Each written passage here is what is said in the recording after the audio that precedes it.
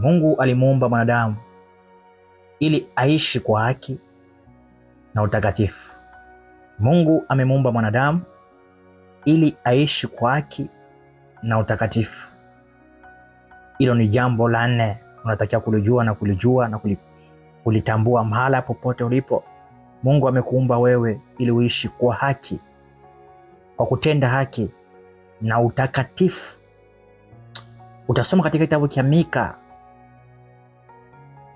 sura yake ya 6, aya yake au mstari wake wa 8, ambapo inatuonyesha kwamba Mungu amekuonyesha yaliyo mema.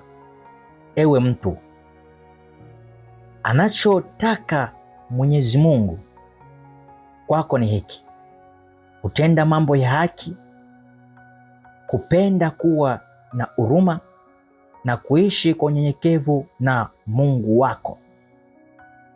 Hayo ndiyo mambo anayoyataka Mwenyezi Mungu kwako wewe. Mungu amekuonyeshea yaliyo mema, maana Mungu kwanza anakuonyeshea yaliyo mema.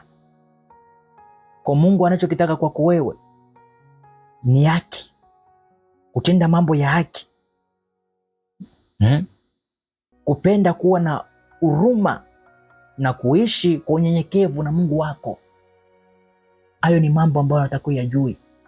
Natakia ujue siku zako zote uishizo duniani.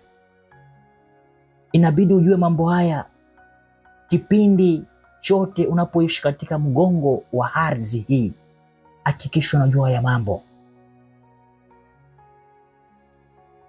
Kutenda haki, kupenda huruma, na kutembea kwa unyenyekevu na Mungu wako. Haleluya. Mungu amekusudia hayo kwa wanadamu. Kwa hiyo hakikisha unafanya hivyo. Mwanadamu inatakiwa uishi kwa haki, epuka dhambi.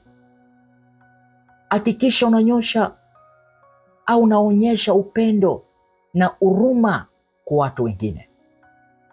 Mtu wa Mungu, huruma